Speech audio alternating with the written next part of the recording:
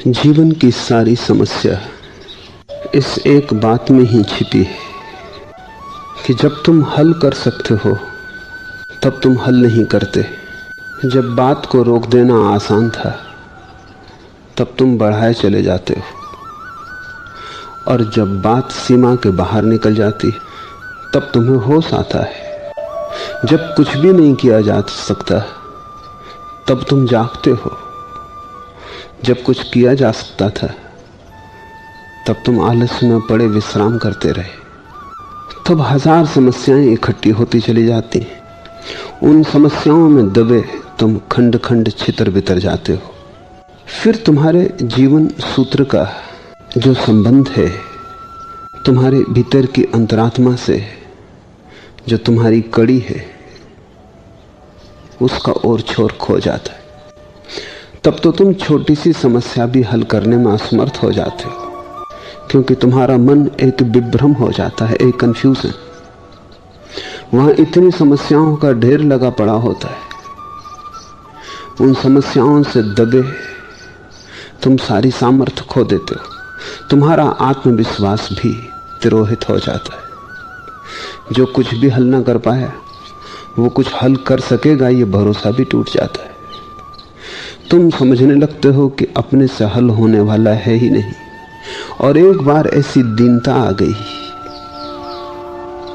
कि तुम्हारे पैर के नीचे की जमीन गई, फिर तो तुम उसे भी हल न कर पाओगे जिसे बच्चे हल कर लेते।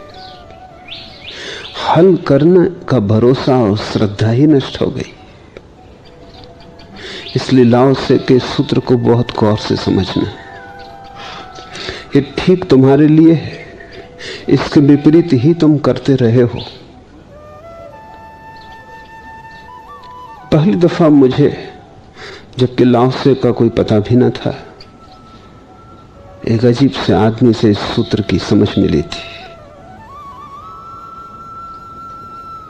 मैं जब विश्वविद्यालय में विद्यार्थी था तो एक आदमी था गांव में जिसको लोग बन्नू पागल कहते थे।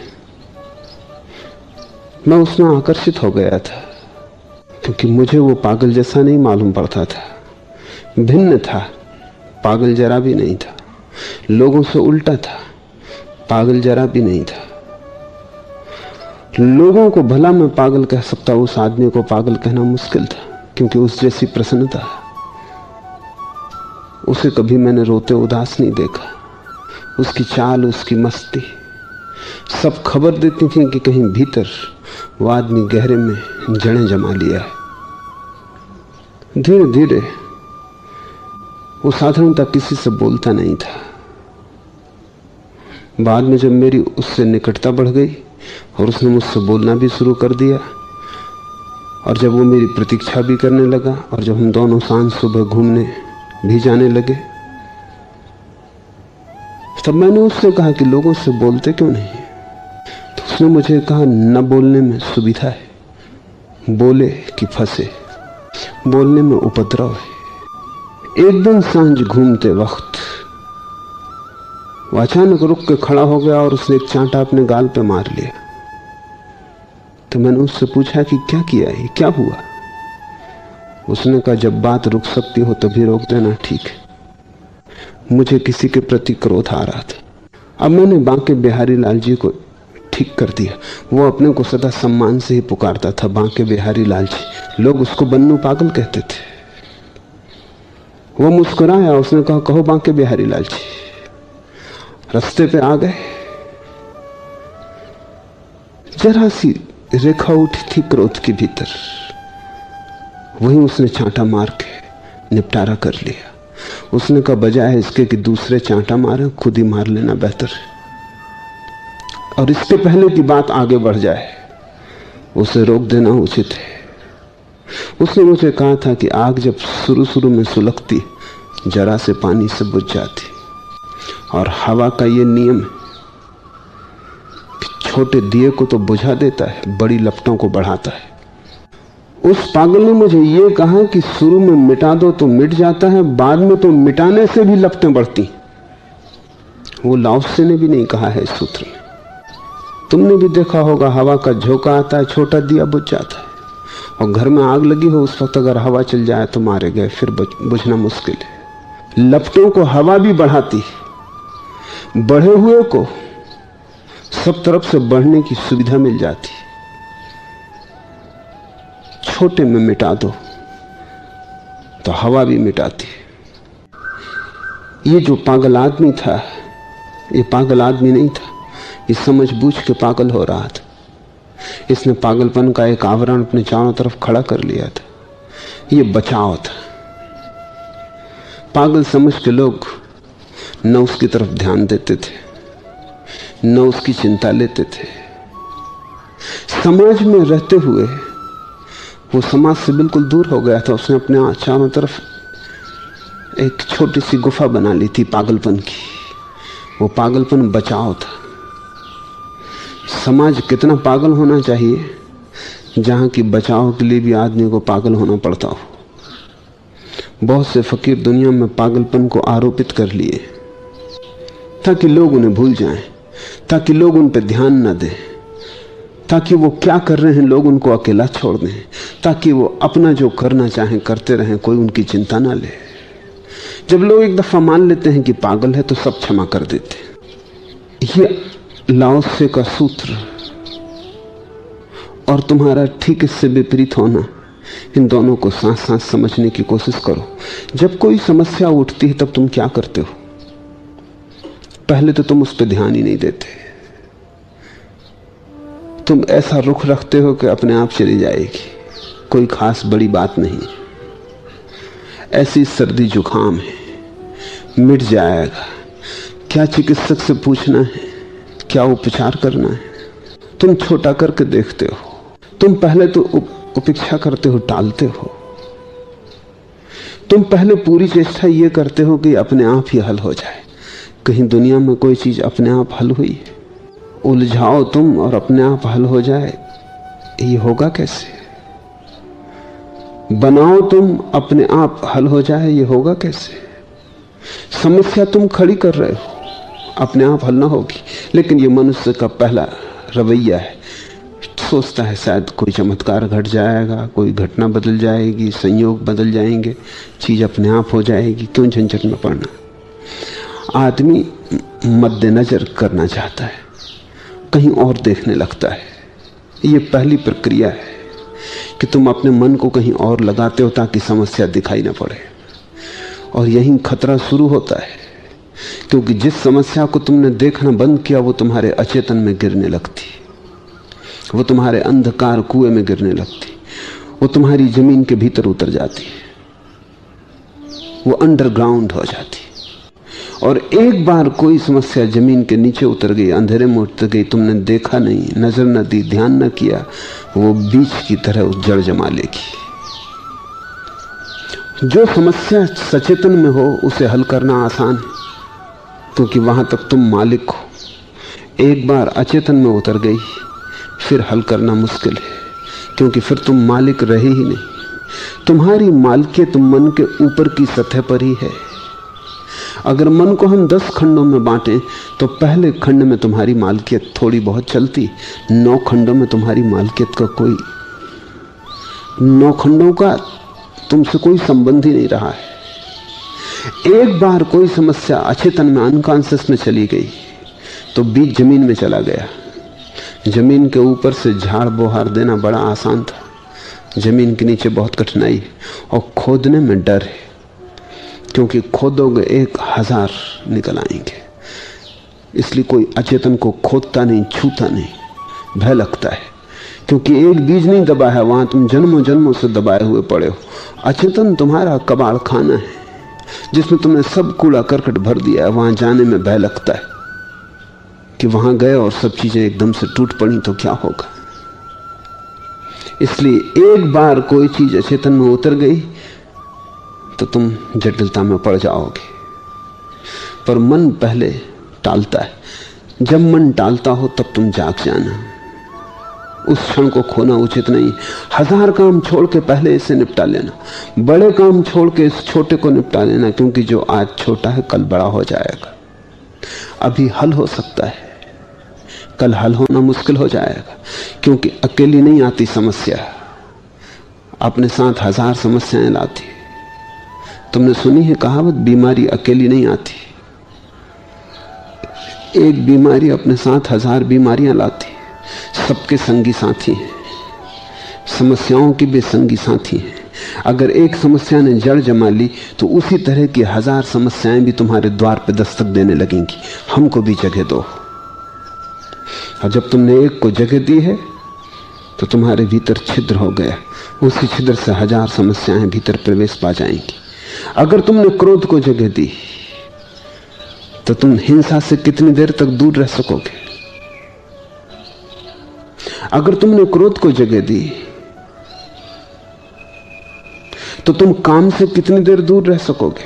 क्योंकि वे सब जुड़े हैं, वे सब एक ही घटना के ताने बाने हैं। इसलिए ज्ञानों ने कहा है अगर एक समस्या भी कोई व्यक्ति हल कर ले, उसकी सारी समस्याएं हल हो जाती। क्योंकि एक समस्या को हल करने में तुम पाओगे सभी समस्याएं समाविष्ट हैं। अगर तुम काम वासना से मुक्त हो जाओ तो तुम क्रोध न कर सकोगे, क्योंकि काम वासना ही, जब कोई तुम्हारी काम वासना में बाधा डालता है तो क्रोध बन जाती। तुम कुछ पाना चाहते थे और किसी ने अड़चन डाल दी। तुम कहीं जाना चाहते थे, कोई बीच में आ गया। तुम जाना चाहते थे और एक पत्थर की दीवार किसी ने खड़ी कर दी। जो भी तुम्हारे मार्ग में अवरोध खड़ा करेगा उस पर क्रोध आता है। लेकिन अगर तुम कहीं जाना ही ना चाहते थे, अगर तुम्हारी कोई कामना ही ना थी, कोई वासना ही ना थी, तुम कुछ पाना ही ना चाहते थे, तो कौन तुम्हारे मार्ग में अवरोध खड़ा करेगा? कैसे तुम्हें क्रोध आएगा? जिसकी काम वासना नहीं उसको लोभ कैसा? लोभ काम वासना का अनुसंग है, क्योंकि कामी लोभी होगा ही। लोभ का मतलब यह है कि कल की वासना के लिए मैं आज इंतजाम कर रहा हूं, परसों की वासना के लिए आज इंतजाम कर रहा हूं, बुढ़ापे के लिए तिजोरी भर रहा हूं, भविष्य के लिए आज तैयारी करनी पड़ेगी। तो लोभ का मतलब है इकट्ठा कर रहा हूं ताकि कल भोग सकूं। जिसकी काम वासना नहीं है उसका लोभ कैसा? जिसकी काम वासना नहीं उसका कल ही ना रहा, उसका भविष्य ही समाप्त हो गया, उसका समय रुक गया, उसकी घड़ी बंद हो गई। वो यही है आज, और आज पर्याप्त है। आज से ज्यादा की कोई मांग नहीं है। जो छोटा सा मिल रहा है वो काफी है, आज के लिए काफी से ज्यादा है। अगर तुम कल को बीच में ना लाओ तो जो तुम्हें मिला है काफी है, तुम समृद्ध हो। अगर तुम कल को बीच में ले आओ तो बड़े से बड़े सम्राट भी भिखारी, क्योंकि कल को कोई भी नहीं भर सकता। कल दुष्पूर है। एक वासना को बदलो, तुम पाओगे और वासनाओं में बदलाहट होने लगी। एक समस्या को हल कर लो, सब समस्याएं हल हो जाती। पहला तो मन कहता है टालो, कल देखेंगे, परसों देखेंगे, ऐसा टालते जाते हो। लेकिन जितना तुम टाल रहे हो उतना समय बीज को मिल रहा है फूटने को, अंकुरित होने को। फिर मन की दूसरी वृत्ति है, जब टालना मुश्किल ही हो जाए, समस्या सामने ही खड़ी हो जाए, तो तुम समस्या से लड़ना शुरू करते हो। पहले टालते हो, वो भी गलत, फिर लड़ते हो। दीवार खड़ी हो उसके साथ सिर फोड़ते हो,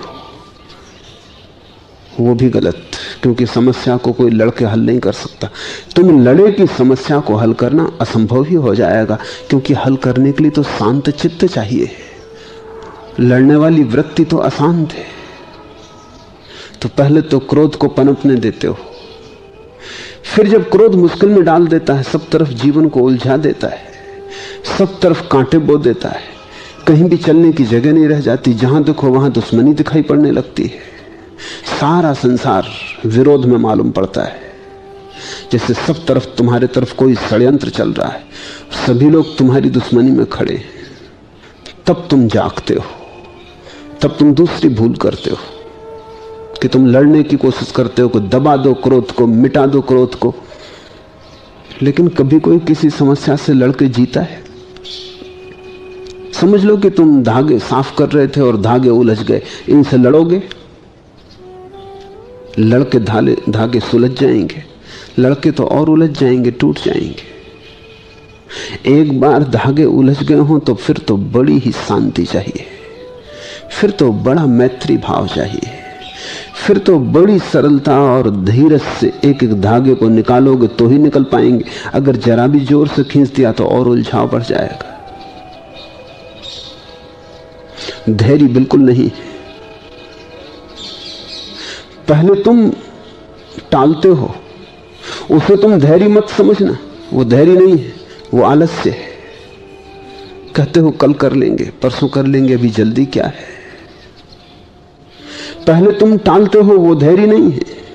कई लोग उसे धीरज समझते हैं कि हम धैर्यवान हैं, कभी भी कर लेंगे, जल्दी क्या है। वो आलस्य है, वो प्रमाद है, वो केवल अपने को धोखा देना है। धैर्य की कसौटी तो उस दिन आएगी जिस दिन उलझाव खड़ा हो जाएगा और तुम अब क्या करते हो? धैर्य से सुलझाते हो या लड़ते हो? तुम लड़ोगे, छोटी चीजों से लड़ोगे, मुश्किल में पड़ जाओगे। मैंने सुना है ऐसा हुआ, जापान में एक बहुत बड़ा योद्धा था और योद्धा प्रासंगिक है यहाँ। उसकी तलवार चलाने की कला का कोई मुकाबला न था। जापान में उसकी धाक थी, उसके नाम से लोग कपते थे। बड़े बड़े तलवार चलाने वाले उसके सामने क्षणों में धूल धूसरित हो गए थे। उसके जीवन की एक कहानी है। वो कहानी ज़ैन फकीर बड़ा उपयोग करते हैं क्योंकि वो बड़ी विचारपूर्ण है और तुम्हारे जीवन से जुड़ी है। एक रात ऐसा हुआ कि योद्धा घर लौटा, अपनी तलवार उसने टांगी खूंटी पर। तभी उसने देखा कि एक चूहा उसके बिस्तर पर बैठा है। वो बहुत नाराज हो गया। योद्धा आदमी, उसने गुस्से में तलवार निकाल ली क्योंकि गुस्से में वो और कुछ करना जानती ही ना था। न केवल चूहा बैठा रहा तलवार को देखता, बल्कि चूहे ने इस ढंग से देखा कि योद्धा अपने आपे के बाहर हो गया। चूहा और ये हिम्मत। और चूहे ने ऐसे देखा कि जा तलवार निकालने से क्या होता है, मैं कोई आदमी थोड़ी हूं जो डर जाऊं। उसने क्रोध में उठा के तलवार चला दी। चूहा छलांग लगा के बच गया, बिस्तर कट गया। अब तो क्रोध की कोई सीमा न रही। अब तो अंधाधुंध चलाने लगा तलवार, वो जहां चूहा दिखाई पड़े। और चूहा भी गजब का था, वो उछके और बचे।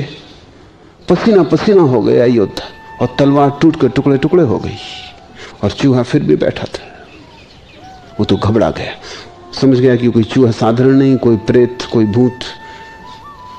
क्योंकि मुझसे बड़े बड़े योद्धा हार चुके हैं और एक चूहा नहीं हार रहा। अब योद्धा एक बात है और चूहा बिल्कुल दूसरी बात है। वो घबरा के बाहर आ गया। उसने जाके अपने मित्रों को पूछा कि क्या करूं। उन्होंने कहा तुम भी पागल हो, चूहे से कोई तलवार से लड़ता है? अरे एक बिल्ली ले जाओ, निपटा देगी। हर चीज की औसत ही है, और जहां सुई से काम चलता हो वहां तलवार चलाओगे, मुश्किल में पड़ जाओगे। बिल्ली ले जाओ। लेकिन योद्धा की परेशानी और चूहे की तेजस्वी की कथा गांव भर में फैल चुकी। बिल्लियों को भी पता चल गई, बिल्लियां भी डरी क्योंकि उनका भी आत्मविश्वास हो गया। इतना बड़ा योद्धा हार गया जिस चूहे से। पकड़ पकड़ के बिल्लियों को लाया जाए। बिल्लियां बड़ा मुश्किल से दरवाजे के बाहर ही अपने को खींचने लगे। बामिस्कुल उनको भीतर करें कि वो भीतर चूहे को देख के बाहर आ जाएं। एक दो बिल्लियों ने झपटने की भी कोशिश की, लेकिन उन्होंने पाया कि चूहा झपट्टा उन पे मारता है। ये चूहा अजीब था क्योंकि चूहा कभी बिल्ली पे झपट्टा नहीं मारता जब तक कि उसको LSD न पिला दिया गया हो या कोई शराब न पिला दी गई हो, जब तक वो होश के बाहर ना हो जाए। और चूहा अगर बिल्ली पे झपटे तो बिल्ली का आत्मविश्वास खो जाता है। तो सारी बिल्लियां इकट्ठी हो गई। उन्होंने कहा हमारी इज्जत का भी सवाल है। योद्धा तो एक तरफ रहा, हारे न हारे हमें कुछ लेना देना नहीं। ऐसे भी हमारा कोई मित्र न था, चूहे ने ठीक ही किया, मगर अब हमारी इज्जत दांव पर लगी है। अब हम क्या करें?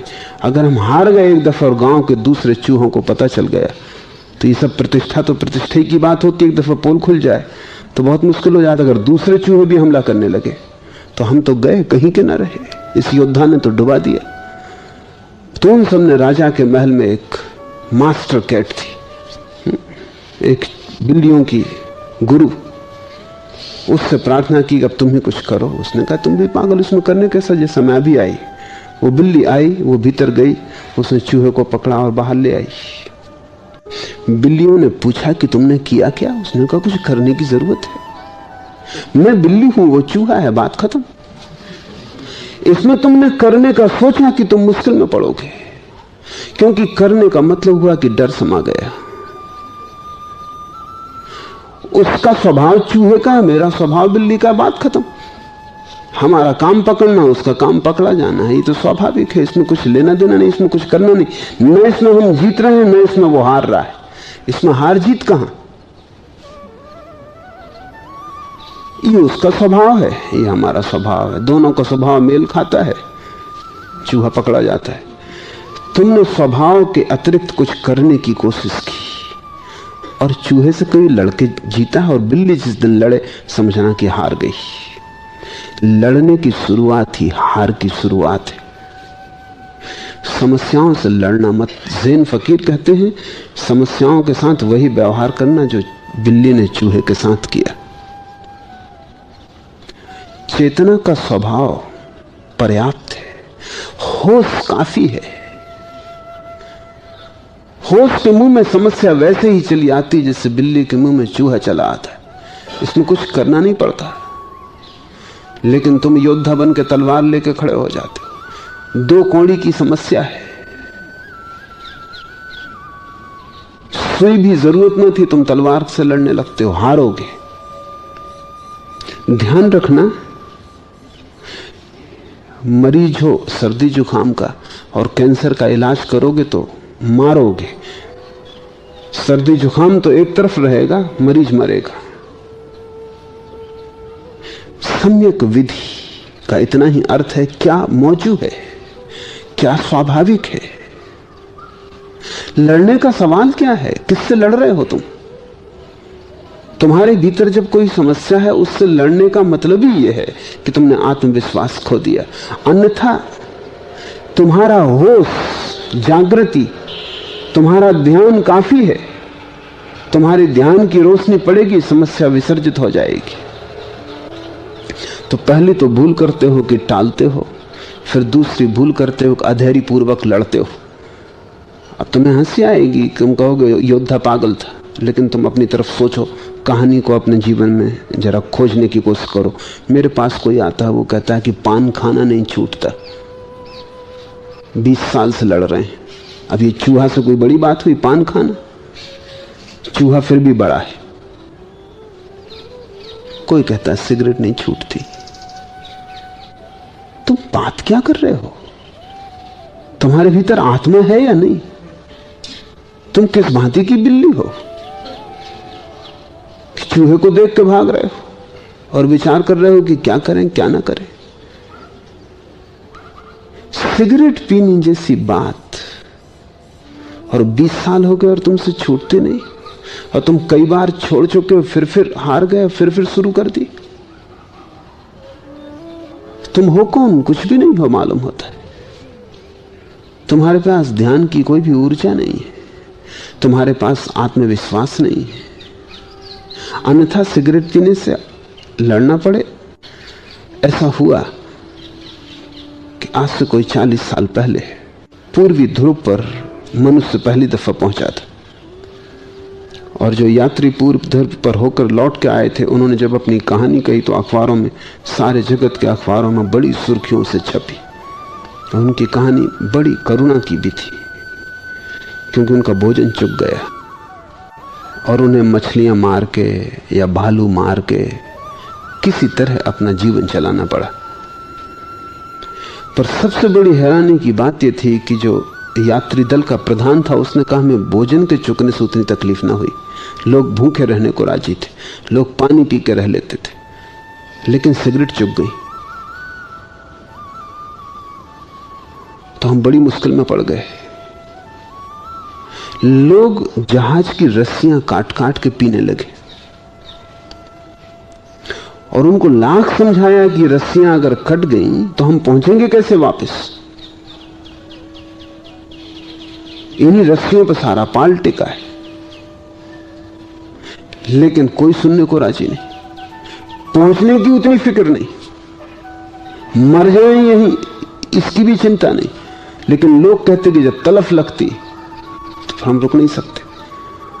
और उन पर पहरा देना मुश्किल था, क्योंकि करीब करीब 90% साथी उस दल के सिगरेट पीने वाले थे।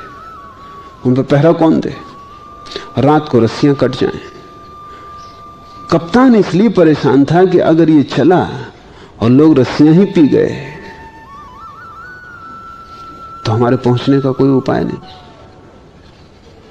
एक वैज्ञानिक इसको अखबार में पढ़ रहा था, वो भी सिगरेट का चेन स्मोकर था। उसके हाथ में उस वक्त भी सिगरेट थी जब वो पढ़ रहा था। उसे ख्याल आया कि ये तो बड़ी बेहूदी बात है, अगर मैं भी उस यात्री दल का हिस्सा होता तो मैंने भी क्या रस्सियां पी होती, गंदी रस्सियां, उनको मैं धुएं की तरह पी गया होता। हाथ में सिगरेट थी, उसने सिगरेट की तरफ देखा, अपनी तरफ देखा,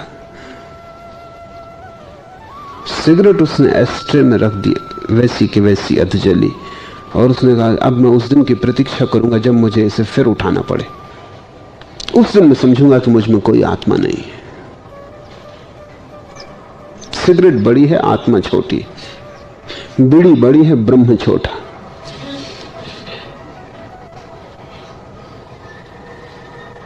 फिर 30 साल गुजर गए और वो सिगरेट को हमेशा अपनी एस्ट्रे पर वैसी आधी की आधी रखे रहा।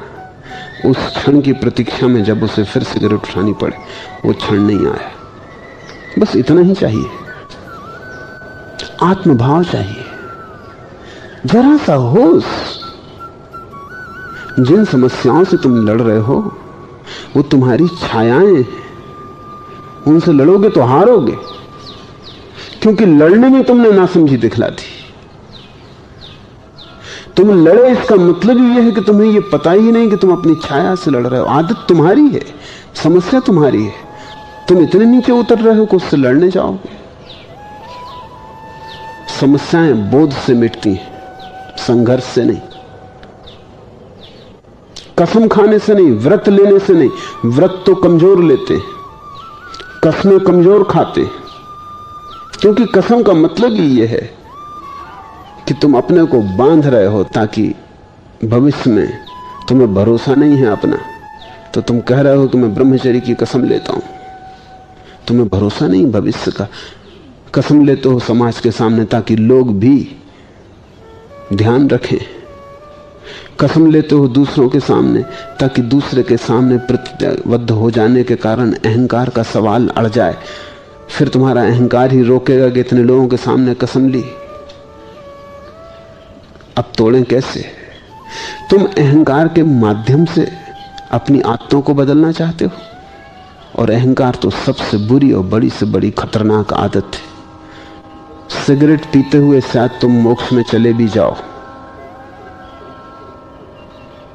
क्योंकि मैंने कभी नहीं सुना कि कोई सिगरेट पीने पे मोक्ष के द्वार पर कोई बाधा हो, कि धूम्रपान वर्जित है ऐसा लिखा हो। लेकिन अहंकार लेके तुम मोक्ष में कभी भी ना जा सकोगे। जब तुम अहंकार को लड़ाते हो आदत के खिलाफ, तभी तुम भूल कर रहे हो, तब तुम योद्धा की भूल कर रहे हो। अहंकार तो और भी खतरनाक आदत है। तब तो तुम बीमारी का इलाज जो कर रहे हो वो बीमारी से भी ज्यादा खतरनाक है। उससे तो बीमारी बेहतर थी, इतनी बुरी न थी। बीमारी से बच भी जाते, औषधि से न बच सकोगे। आत्मा को जगाओ, अहंकार को खड़ा मत करो।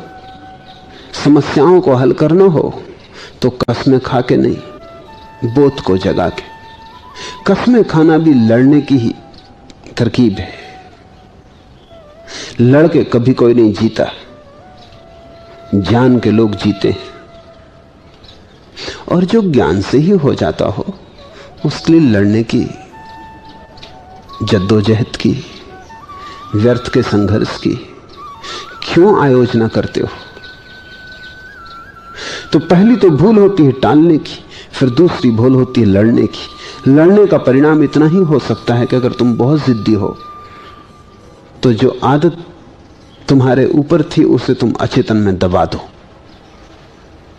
जो क्रोध बाहर निकलता था उसे तुम भीतर पी जाओ।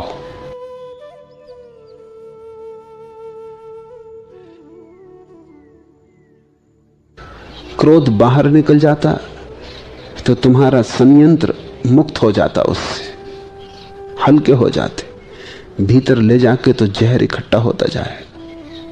तुम मवाद इकट्ठी कर रहे हो, तुम फोड़े को मिटा नहीं रहे हो, ऊपर से पट्टियां बांध के फूल लगा रहे हो। तुम भीतर विस्फोटक होते जाओगे। तुम एक ज्वालामुखी हो जाओगे जो कभी भी फूट सकता है। और तुम्हारे हर कृत्य में तुमने जो जो दबाया है उसकी छाप पड़ने लगेगी। तुम उठोगे तो क्रोध से, बैठोगे क्रोध से, चलोगे क्रोध से, बोलोगे क्रोध से, अकारण ही तुम क्रोधित होने लगोगे। यही तो पागलपन है।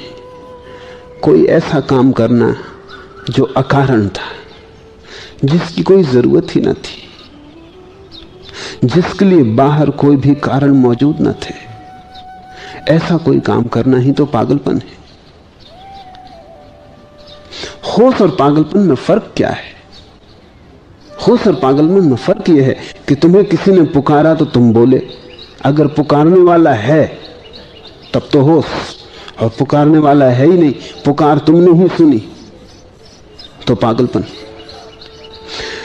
तब तुम बिना कारण बाहर के खोजे अपने भीतर के ही कारणों से जीने लगते हो। बाहर किसी ने गाली दी तब तो ठीक कि तुम क्रोधित हो जाओ, लेकिन कोई गाली दिया ही नहीं और तुम क्रोधित हो जाते हो।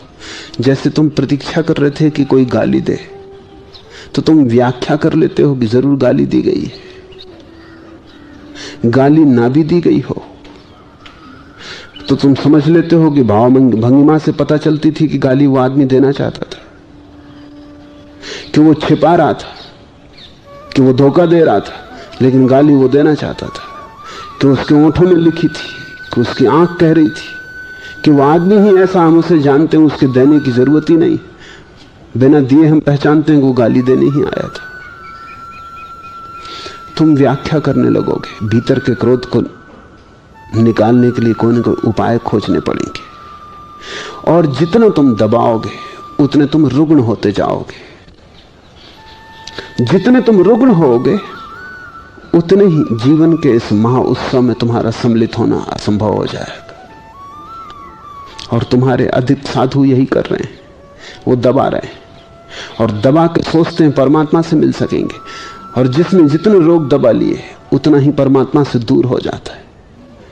परमात्मा के निकट तो वही होता है जिसका दमित कुछ भी नहीं है, जो भीतर बिल्कुल खाली है, जिसके अचेतन में कोई रोग नहीं पड़े। वही इस महाविराट उत्सव में सम्मिलित हो पाता, वही नाच सकता है, उसके ही घूंघर बज सकते हैं, उसके ही ओंठों पर बांसुरी आ जाती है अस्तित्व की, उसके ही जीवन में गीत प्रकट होता है। तुम तो डरोगे बांसुरी रखते अपने ओंठों पर, क्योंकि तुम जानते हो भीतर जहर भरा है, वही निकलेगा। तुम गा ना सकोगे, तुम गाली ही दे सकते हो, गीत तुमसे निकलेगा कैसे? गीत की स्थिति नहीं है भीतर निकलने की। तुम प्रेम कैसे करोगे? तुम सिर्फ घृणा ही कर सकते हो।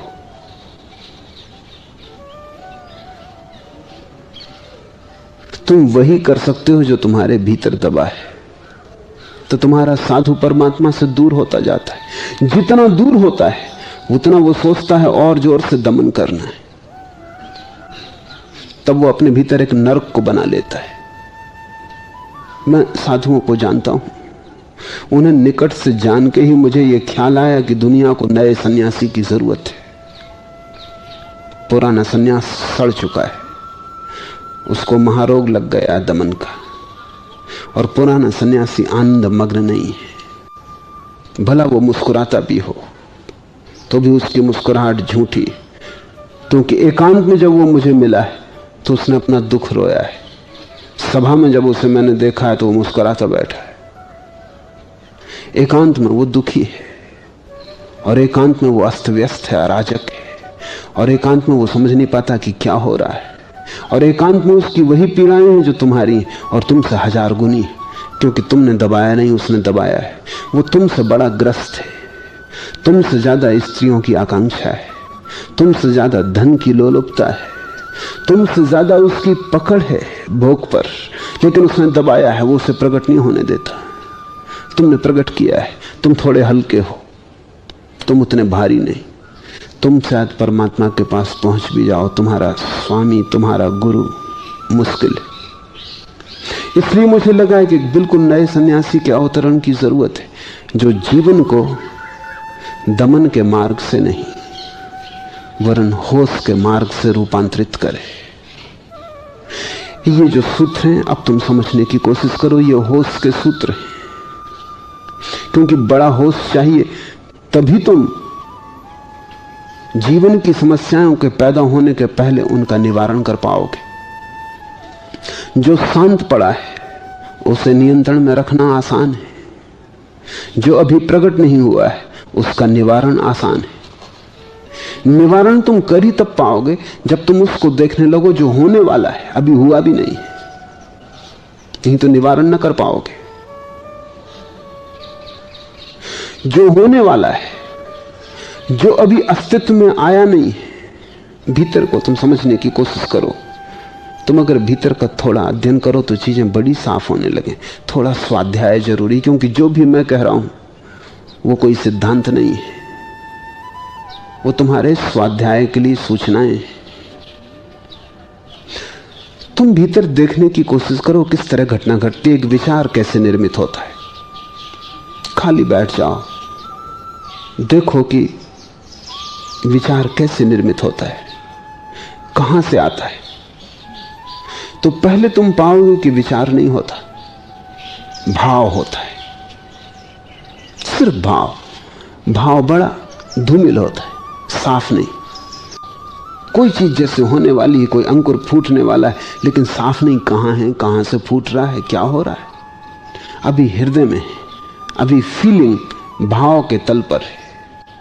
थोड़ी ही देर में भाव के तल से उठेगा और विचार के तल पर आएगा, तब तुम ज्यादा आसानी से पहचान पाओगे कि क्या है, क्या हो रहा है भीतर। फिर जैसे ही विचार के तल पर आएगा तब वो जिद करेगा कृत्य के तल पर जाने की। ये 3 तल हैं, भाव, विचार, कृत्य। क्रोध पहले भाव में रहेगा, तुम्हें भी साफ नहीं है कि क्या है, फिर विचार बनेगा, तब तुम्हें धीरे धीरे साफ होगा कि क्या है। अभी दूसरे को बिल्कुल साफ नहीं, फिर वो कृत्य बनेगा, तब दूसरे को पता चलेगा कि क्या है। अगर तुम भाव के पहले पकड़ लो तो निवारण कर पाओगे, पूर्व निवारण तो बड़ा मुश्किल है। अभी तुम्हारा होश तो विचार पर भी नहीं है, अभी तो विचार भी बेहोशी में चल रहे हैं। तुमसे कोई अचानक पूछ ले क्या सोच रहे हो तो तुम एकदम से जवाब नहीं दे पाते। लोग कहते हैं कुछ नहीं। उसका कारण क्या है? अगर कोई बैठा उससे पूछो क्या सोच रहे हो, वो पहले ही उसका उत्तर होता कुछ भी नहीं सोच रहे, ऐसे ही बैठे। ऐसे कोई बैठ सकता है? सिर्फ बुद्ध बैठते। इतने बुद्ध नहीं हो सकते दुनिया में जितने कुछ नहीं जवाब देने वाले। नहीं, वो सोच रहा, उसे पता नहीं। विचार चल रहे हैं लेकिन उससे कुछ पता नहीं, सब अंधेरे में हो रहा है। उससे कहो कि नहीं जरा आंख बंद करके ठीक से कहो, कुछ तो सोच ही रहे होगे। तब वो शायद थोड़ी कोशिश करे तो हैरान हो कि कुछ नहीं, काफी सोच रहा है। विचार ही विचार चल रहे हैं, अनर्गल, असंगत, बेतुके, किसी श्रृंखला में नहीं। कुछ कारण नहीं दिखाई पड़ता कि क्यों चल रहे हैं। जैसे आसपास मक्खियां भिनभिना रही हो, ऐसे तुम्हारे चारों तरफ विचार भिनभिना रहे हैं। उनकी भिनभिनाहट इतनी ज्यादा है कि तुम धीरे धीरे उसके आदी हो गए हो। वैसे जैसे बाजार में बैठा हुआ आदमी बाजार की भिनभिनाहट का आदी हो जाता, उसे पता ही नहीं चलता कि चारों तरफ कुछ हो रहा है। पता तो तब चले जब अचानक पूरा बाजार एक सेकंड के लिए चुप हो जाए, तब उसको एकदम से चौकन्नापन मालूम पड़े कि क्या हो गया। अगर तुम कार चलाते हो तो इंजन की आवाज तुम्हें पता नहीं चलती जब तक कि कुछ अंतर ना पड़ जाए। अगर आवाज एकदम बंद हो जाए तो तुम्हें पता चलती, या कोई नई आवाज सम्मिलित हो जाए तो तुम्हें पता चलता है, अन्यथा तुम्हें कुछ पता नहीं चलता, आदी हो जाते हो। विचार के तुम आदी हो, इसलिए कोई अचानक पूछ ले तुम कहते हो कुछ नहीं। उत्तर ठीक नहीं है। भीतर थोड़ा देखना शुरू करो। पहले विचार के साक्षी बनो। पहचानना शुरू करो कि जो भी चलता है वो जानकारी में चले। बहुत बार चूकोगे, क्योंकि होश को रखना एक सेकंड से ज्यादा मुश्किल होगा। होश बड़ी कीमती चीज है, इतनी आसानी से नहीं मिलता। आंख खुले होने का नाम होश नहीं है। भीतर क्या चल रहा है वो दिखाई पड़े तब होश, बाहर क्या दिखाई पड़ रहा है वो होश नहीं है। तो आंख बंद करके अपने विचारों को देखना शुरू करो। बड़ा अद्भुत है विचार का खेल भी, और अगर तुम देख पाओ तो बड़ा मनोरंजक है। भीतर तुम एक बड़ा ड्रामा चला रहे हो, और जिसको तुम ही देख सकते हो, कोई दूसरा नहीं देख सकता। बड़ी प्रतिमाएं उठती हैं, बड़ी कहानियां खेली जाती हैं, बड़े नाटक चलते हैं।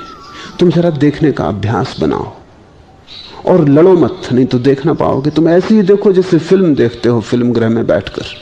बस देखो, रस लो एक बात में कि कोई भी चीज बिन देखी ना निकल जाए, अनदेखी ना निकल जाए, चूक ना जाए। जैसे कभी कोई बहुत सेंसेशनल फिल्म तुम देखने जाते हो, तब तुम बिल्कुल सीधे बैठते हो, कुर्सी पर टिक के भी नहीं बैठते कि टिक के बैठे कहीं कोई चीज चूक ना जाए। तब तुम बिल्कुल आगे झुके रहते हो, तत्पर कि हर चीज पकड़ में आ जाए, एक शब्द ना छूट जाए। या जब तुम कोई ऐसी बात सुनते हो जो बहुत रसपूर्ण है, तो तुम ऐसे तत्पर होकर सुनते हो कि एक शब्द भी चूक गया तो श्रृंखला पकड़ना मुश्किल हो जाएगी, हाथ से धागा निकल जाएगा।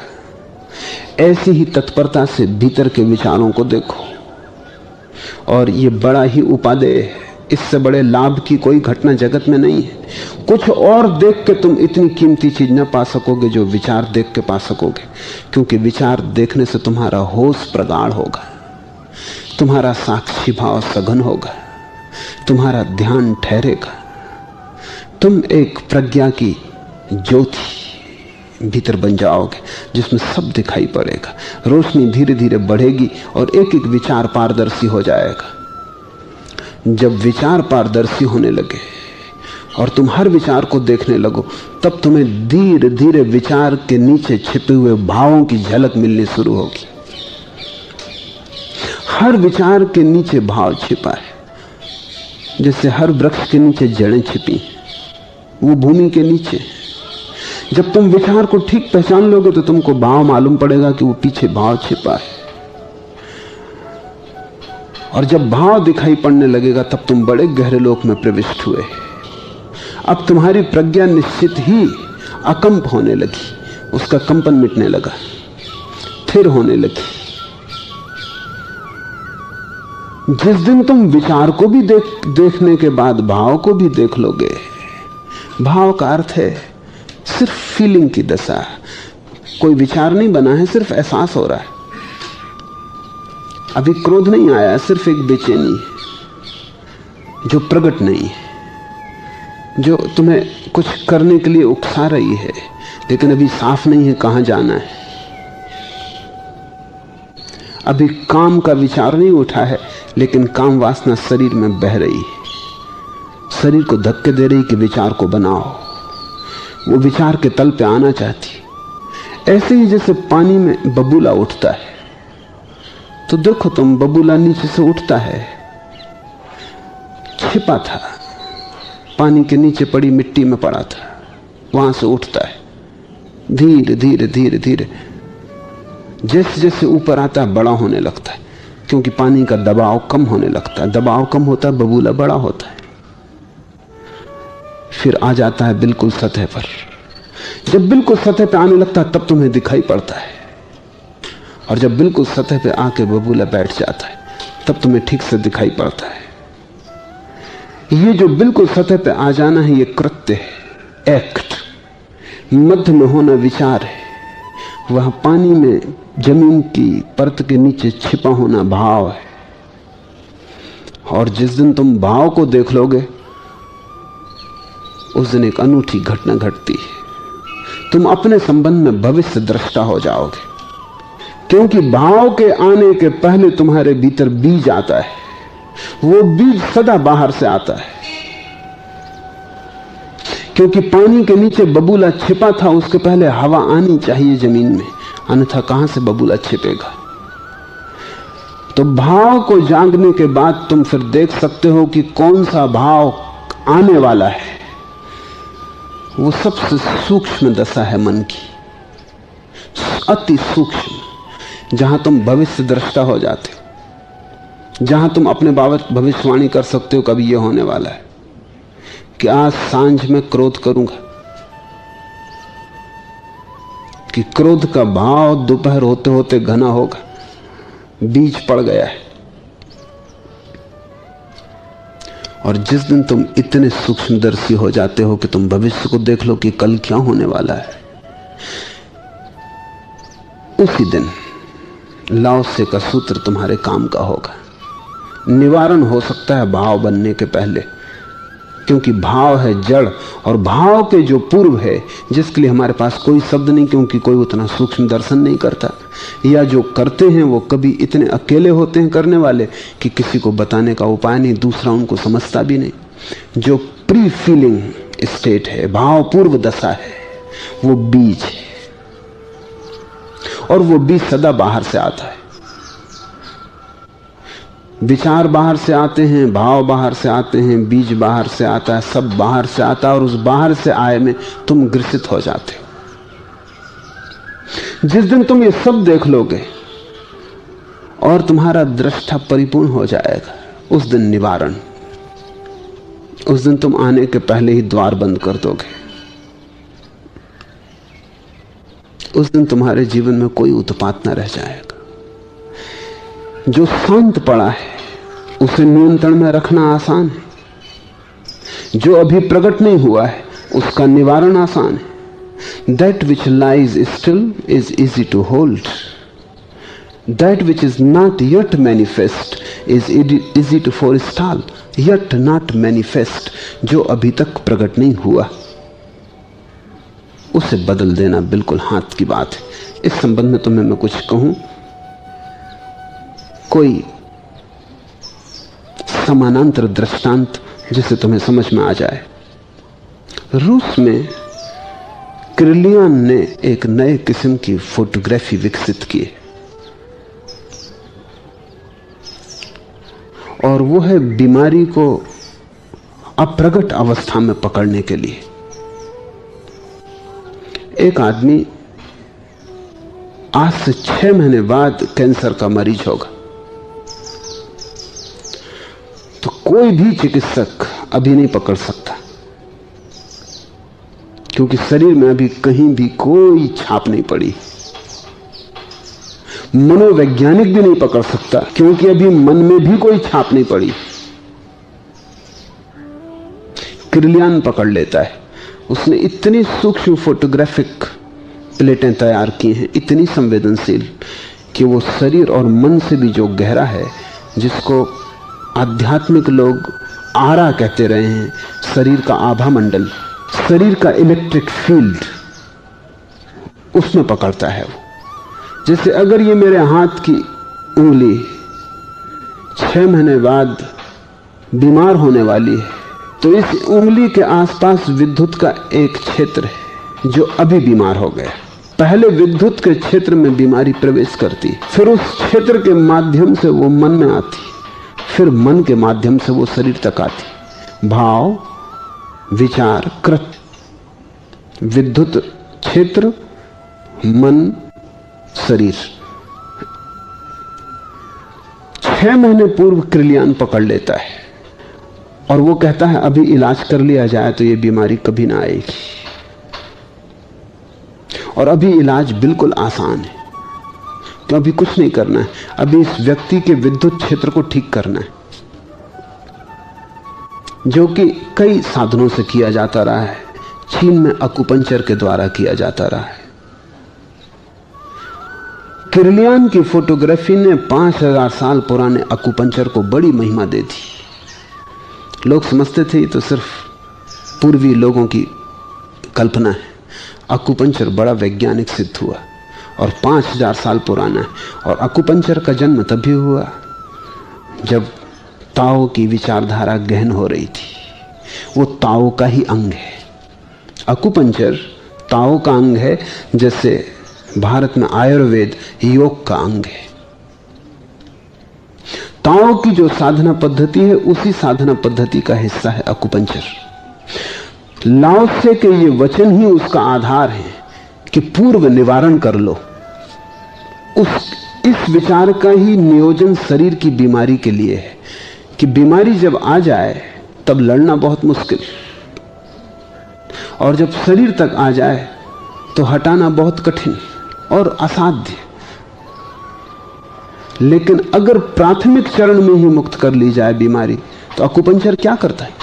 अकुपंचर सिर्फ शरीर की जो विद्युत क्षेत्र है, जो इलेक्ट्रिक फील्ड है, उसको बदलता है। अकुपंचर ने 700 बिंदु खोजे हैं शरीर में जहां से बदलाहट की जा सकती है, और उन बिंदुओं पर अकुपंचर सिर्फ सुई को चुभा देता है। जरा सी गर्म की हुई सुई चुभा दी जाती है। उस गर्म सुई के कारण उस स्थान पर जहां की छेद पड़ रहा था विद्युत के फील्ड में, विद्युत के क्षेत्र में, उस सुई के कारण विद्युत की धारा बदल जाती। उस धारा के परिवर्तन से जो बीमारी होने वाली थी वो ठीक हो जाती। अब ये बात काल्पनिक रहेगी। काल्पनिक इसलिए रहेगी क्योंकि ये बीमारी अब प्रकट थी। अभी तो बीमार को भी पता नहीं था, अभी तो चिकित्सक भी मानने को राजी नहीं था कि इसको कोई बीमारी है। सिर्फ अकुपंचरिस्ट, जिनकी की सारी दीक्षा बड़ी सूक्ष्म आंखों को जन्माने की है, जो कि शरीर के पास विद्युत को देखने की कोशिश करते हैं। इसलिए अकुपंचर की ट्रेनिंग बड़ी दुस्साध्य है। 10, 20 साल, 25 साल, फिर भी पक्का नहीं, क्योंकि आपकी आंखों और ध्यान की गति पर निर्भर करेगी कि आप शरीर के आसपास विद्युत को देखना शुरू कर दें। ये जो किर्लियान है, इसने काम आसान कर दिया। कैमरा पकड़ के बता देता है, कैमरे में फोटो आ जाता है पूरे शरीर का, शरीर के आसपास विद्युत की रेखाएं आ जाती हैं, और जहां जहां रेखाएं छिन्न भिन्न है, टूटी फूटी, वहीं कोई बीमारी प्रकट होने वाली। उस विद्युत क्षेत्र को ठीक कर दिया जाए, बीमारी कभी प्रकट ना होगी। अब इसमें एक अड़चन है, अगर बीमारी प्रकट ना हो तो क्या पक्का कि होने वाली थी या नहीं? अगर प्रकट हो तो साफ है कि अकुपंचर वाले लोग गलत बातें कह रहे थे। अगर वो सफल हो जाएं तो साफ है कि बकवास है, क्योंकि बीमारी हुई नहीं, होने वाली थी इसका क्या पक्का।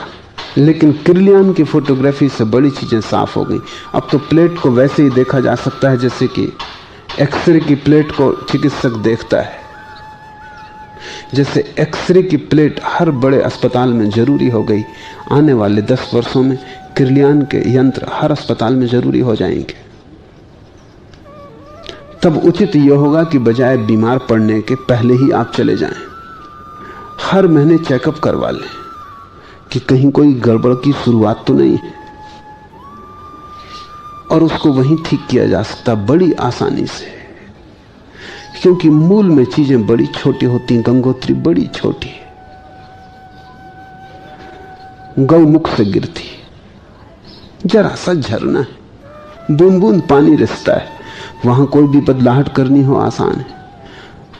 हरिद्वार में कठिनाई होगी, प्रयाग में हो बहुत मुश्किल, बनारस तो असंभव, बनारस में तो असाध्य हो गया रोग आके, अब कुछ नहीं किया जा सकता, अब करने का कोई उपाय न रहा। तुम क्यों बनारस के लिए रुके हो जबकि गंगोत्री में ही चिकित्सा हो सकती है। जैसा शरीर के संबंध में सत्य है, वैसा ही आत्मा के संबंध में भी सत्य है। तुम अपने भीतर अंतस जीवन को उसी समय हल कर लेना जबकि चीजें होने वाली थी, हुई नहीं थी, आने वाली थी, आई नहीं थी। तुम भविष्य का निवारण आज ही कर लेना, पर इस निवारण के लिए तुम्हारा बहुत प्रगाढ़ होशपूर्ण जागरूक होना जरूरी है। जो बर्फ की तरह तुनुक है वो आसानी से पिघलता है, जो अत्यंत लघु है वो आसानी से बिखरता है। किसी चीज के अस्तित्व में आने से पहले उससे निपट लो, परिपक्व होने के पहले ही उपद्रव को रोक दो।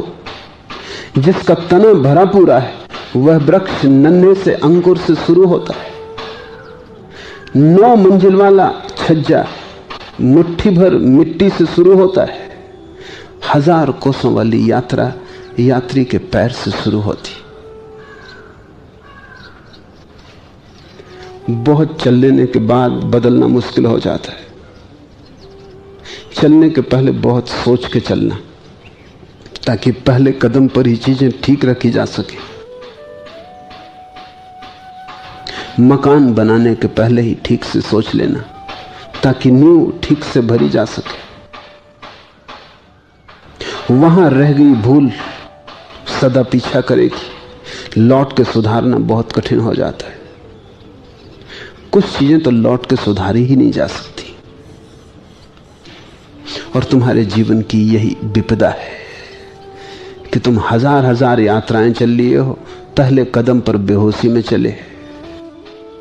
अब सुधारने की इच्छा होती, डरते हो तुम खुद ही। कैसे सुधरेगा? सुधर सकता है, कितना ही कठिन हो असंभव नहीं है। अभी भी कुछ बिगड़ा नहीं है, अभी भी ज्यादा देर नहीं हो गई है, समय हाथ में है।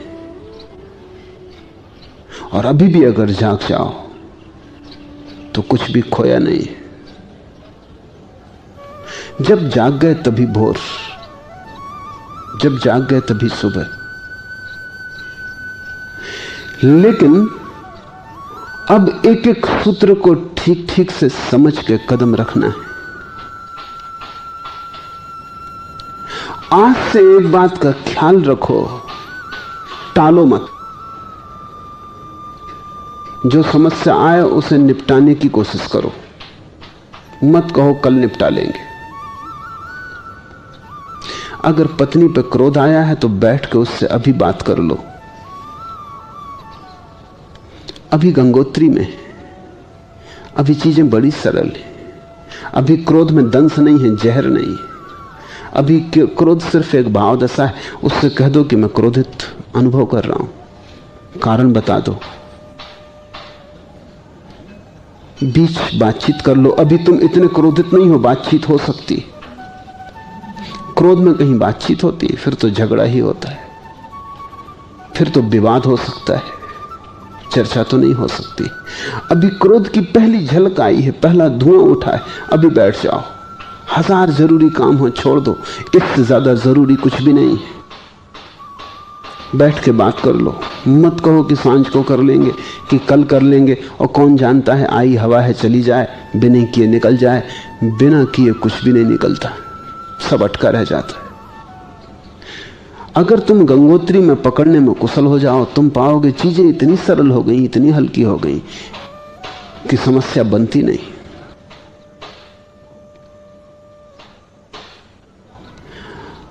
अगर मन में लोभ जगा है तो उसे पड़ा मत रहने दो,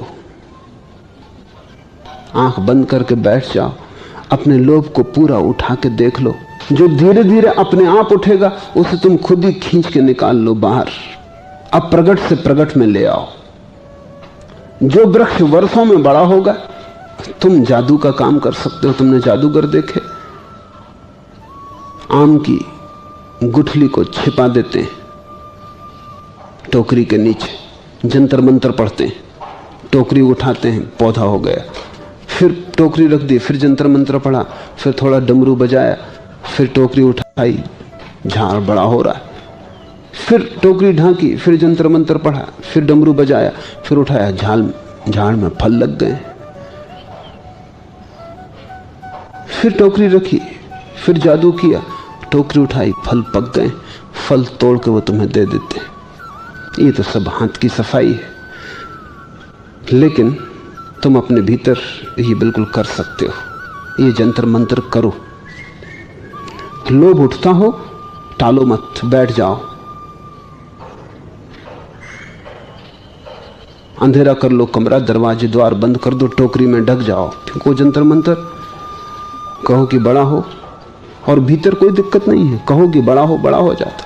कहो कि क्रोध बड़ा हो, लोभ बड़ा हो, तुझे मैं पूरा देख लेना चाहता हूं। कल तू अपने आप बढ़ेगा, अभी बढ़ जा।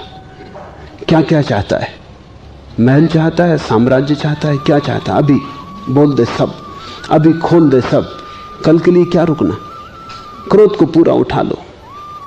क्रोध बड़ी प्रसन्नता से बढ़ेगा, झाड़ बड़ा होगा, जल्दी फल लग जाएंगे, पक जाएंगे, तुम सिकंदर हो गए, सारी दुनिया का राज्य तुम्हारा है। इसको देख लो, इसको पूरा उठा लो, इसको पूरा पहचान लो, और पूरे वक्त होश रखो कि कैसा खेल मन खेल रहा है।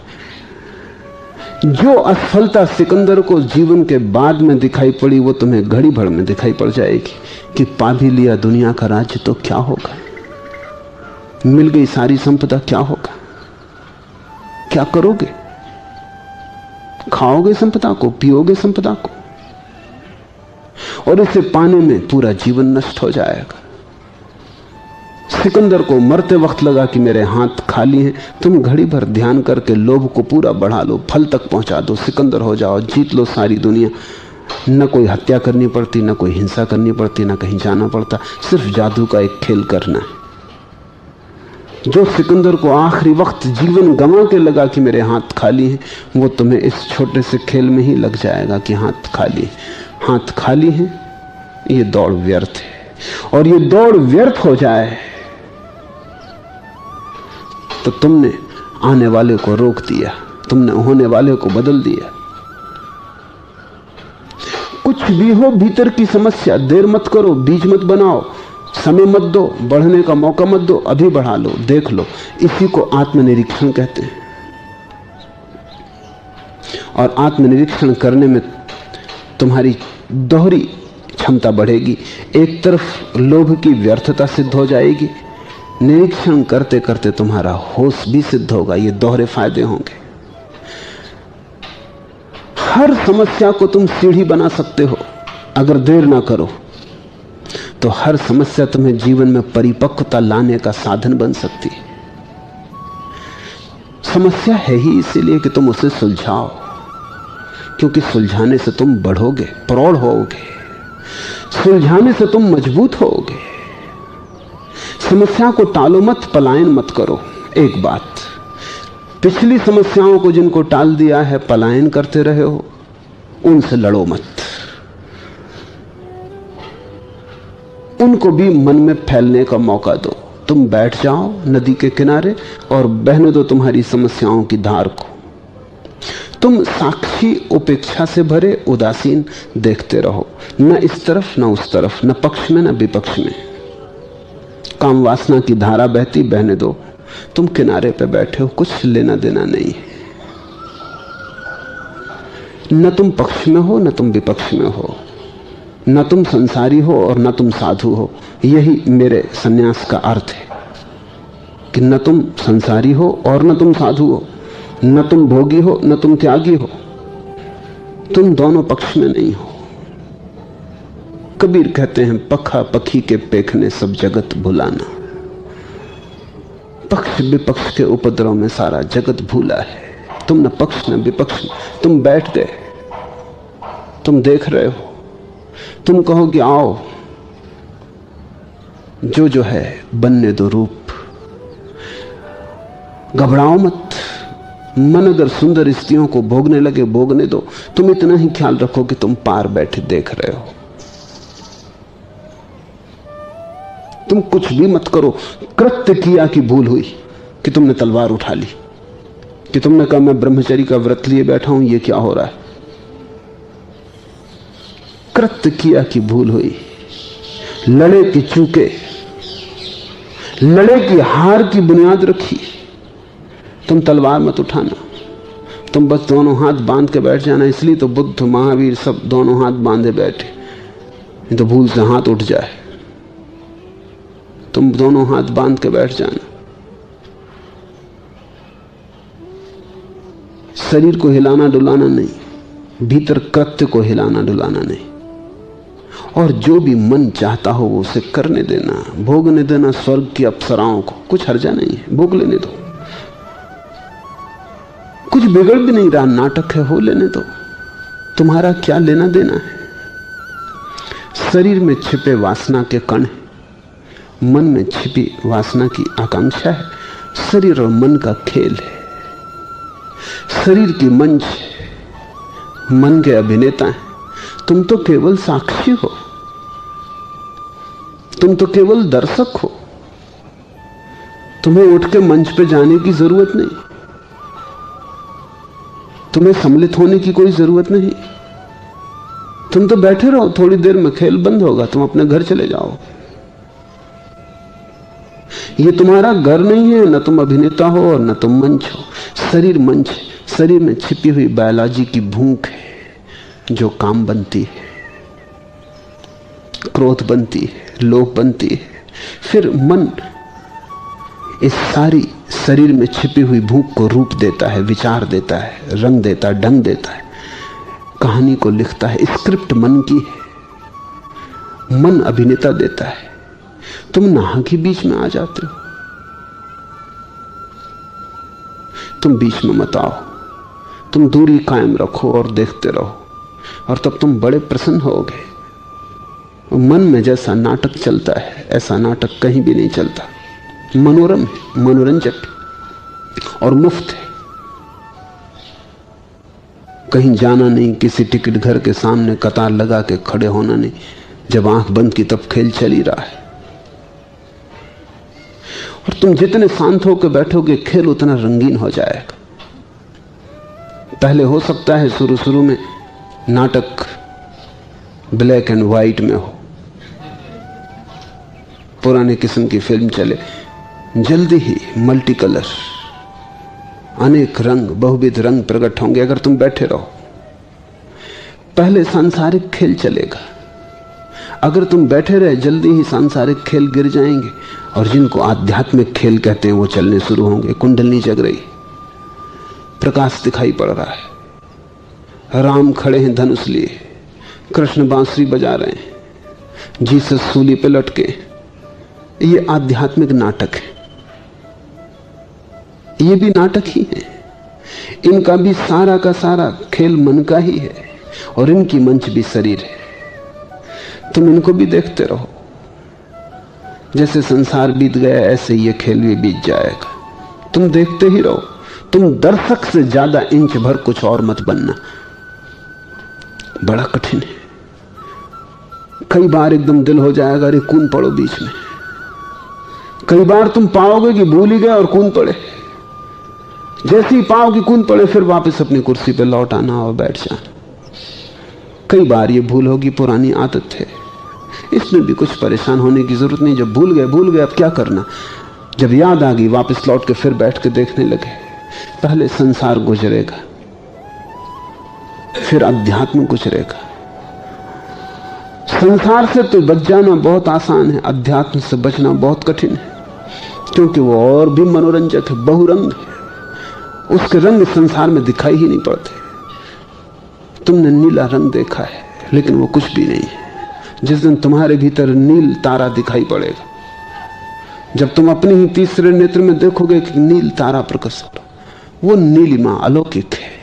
उसमें तुम तरोबोर हो जाओगे, उसमें तुम डूब जाओगे, उसमें तुम भूल जाओगे कि तुम दर्शक हो, अपनी कुर्सी पे बैठे रहो। तुम भोगी बन जाओगे, क्योंकि कुछ भी नहीं है अप्सराओं में और कुछ भी नहीं धन तिजोड़ी में।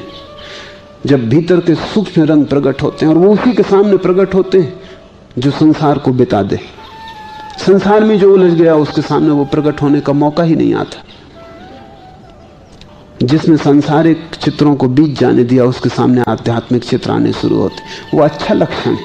वो बताता है कि तुम थोड़े शांत हुए हो, तुम थोड़ी देर कुर्सी में बैठे रहे हो, तुम थोड़ी देर उछल उछल के मंच पे नहीं पहुंचे हो, इसलिए अब ये रंग आने शुरू हुए। और जब तुम पाओगे भीतर के रंग बड़े अनूठे, हर चीज अलौकिक हो जाती, ध्वनियां सुनाई पड़ती जो कि बड़े बड़े संगीतज्ञ पैदा नहीं कर सकते। बड़े से बड़ा संगीतज्ञ जो कर सकता है वो भी उन ध्वनियों की प्रतिध्वनि मालूम होगी। चांद तारे हजार हजार, सूरज करोड़ों, बड़ा अनूठा लोक प्रकट होता है। तुम जैसे जैसे शांत होते हो वैसे वैसे बड़े अनूठे रूप रंग की दुनिया प्रकट होती है, और वो इतनी वास्तविक मालूम होती है कि संसार माया मालूम पड़ेगा। जिसने भीतर का नील तारा देख लिया उसे सब जगत के नीले रंग बस जस्ट फीके फीके मालूम पड़ेंगे, उसकी ही कुछ छाप, वो भी धुंधली धुंधली कार्बन कॉपी। जिसने भीतर की सुंदर अप्सरा देख ली उसे बाहर की सब स्त्रियां फीकी फीकी मालूम पड़ेंगी, उजड़ी उजड़ी खंडहर।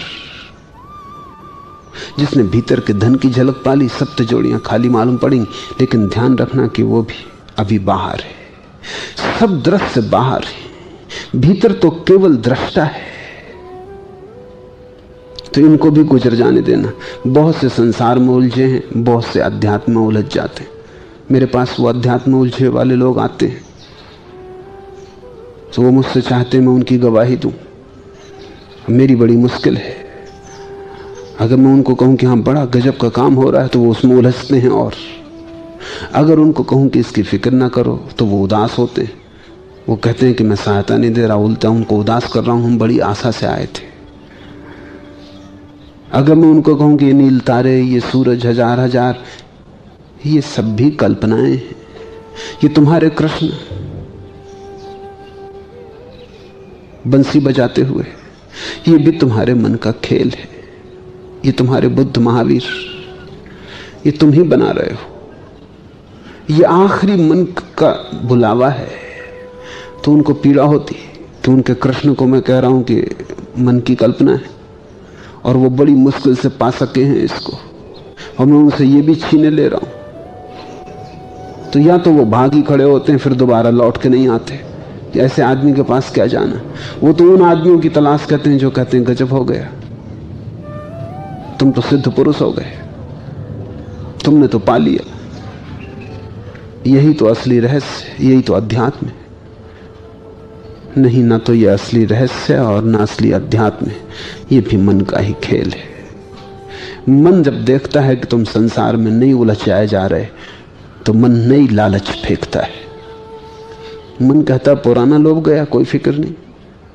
तुमने मदारी की ट्रिक पकड़ ली, मदारी कहता रुको हम दूसरी दिखाते हैं, इससे भी बढ़िया, ये तो कुछ भी नहीं, ये तो हमने ऐसी दिखा दी थी।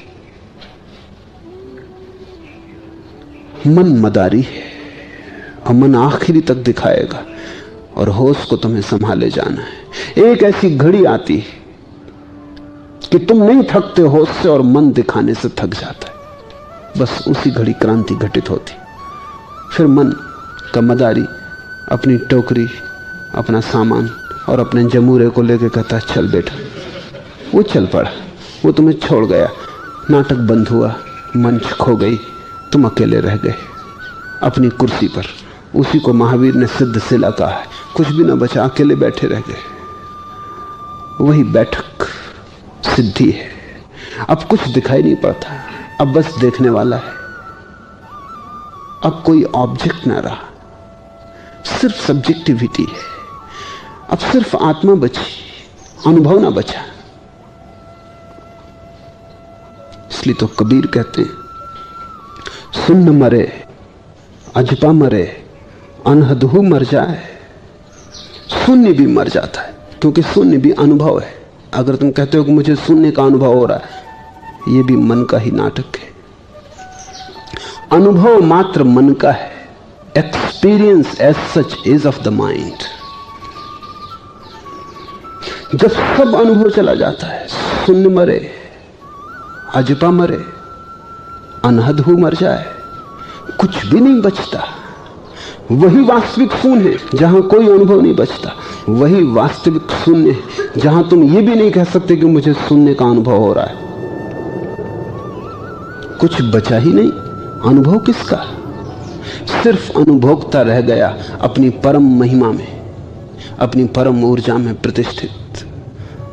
सब खो गया, नाटक बंद हुआ, तुम अपने घर आ गए। ये घर लौट आना मोक्ष है।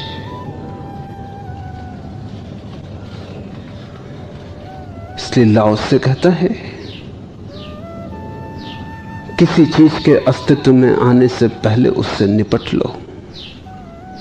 यही निपटना है।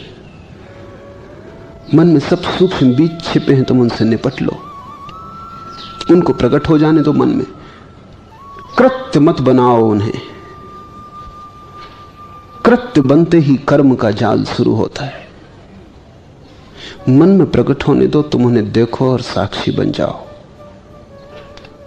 परिपक्व होने के पहले उपद्रव को रोक दो। जिसका तना भरा पूरा है वह वृक्ष नन्हे से अंकुर से शुरू होता है। मिटाना हो तो नन्हे अंकुर को मिटा दो, बड़े वृक्ष को मिटाना मुश्किल हो जाएगा। फिर जिसे मिटाना ही है उसे बड़ा क्यों करना? फिर जिससे पार ही होना है उसे सींचना क्यों? फिर जिससे दूर ही जाना है उससे लगाव क्यों बनाना? फिर जिससे मुक्त ही होना है उससे किसी तरह का मोह क्यों बसाना? जब इस जगह से हट ही जाना है तो इसे धर्मशाला ही समझो, घर क्या बना लेना। पड़ाव को मंजिल मत बनाओ। इसके पहले कि पड़ाव मंजिल बने हट जाओ। इसके पहले कि कोई चीज तुम्हें पकड़ ले, इसके पहले कि तुम जकड़ जाओ, तभी सावधान हो जाओ। 9 मंजिल वाला छज्जा मुट्ठी भर मिट्टी से शुरू होता है। 1000 कोसों वाली यात्रा यात्री के पैर से शुरू होती है। A journey of 1,000 li begins at one's feet। Laozi के प्रसिद्धतम वचनों में से एक ये है। पहले कदम पर ही यात्रा की शुरुआत है और पहले कदम पर ही यात्रा का अंत है। पहला कदम क्या है कि तुम समस्याओं को उनके आने के पहले निवारण कर लो। यही प्रथम, यही अंतिम है। इतना तुमने कर लिया, सब हो गया। इतना तुमने साध लिया, सब सध गया। एक कदम तुम साध लो गंगोत्री का, प्रथम चरण का, फिर कुछ उलझता नहीं, चीजें सुलझती चली जाती हैं। और एक कदम सुलझाना तुम जानते हो, एक कदम से ज्यादा कोई कभी उठाता ही नहीं। जब भी एक कदम उठाओगे सुलझा लोगे। आज सुलझा लिया, कल भी सुलझा लोगे, परसों भी सुलझा लोगे। एक कदम उठता रहेगा, सुलझता रहेगा, एक कदम रोशनी पड़ती रहेगी। फिर तीर्थ कितने ही दूर हो, किसको चिंता है। पहला कदम जिसका उठ गया, ठीक सुलझा हुआ, उसकी मंजिल आ गई करीब। इसलिए लाओत्से कहता है, यही अंत, यही प्रारंभ। और जो प्रारंभ में ही भटक जाए वो कभी अंत तक नहीं पहुंचता।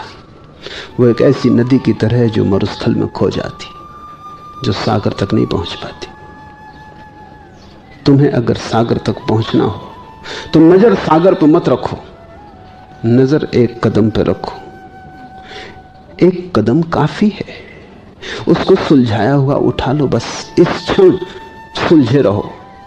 सभी क्षण इसी क्षण से निकलेंगे, सभी कदम इसी कदम से निकलेंगे। एक सुलझ गया, दूसरा उस सुलझाव से ही तो निकलेगा। इसलिए उसकी चिंता मत करो, कल की फिक्र मत करो, भविष्य का विचार मत करो, मंजिल मिलेगी या न मिलेगी इस चिंता में मत पड़ो। तुम एक कदम को सुलझा लो। जिन्होंने एक सुलझा लिया उन्होंने सदा ही मंजिल पा ली, क्योंकि वही प्रारंभ है और वही अंत है। आज इतना ही।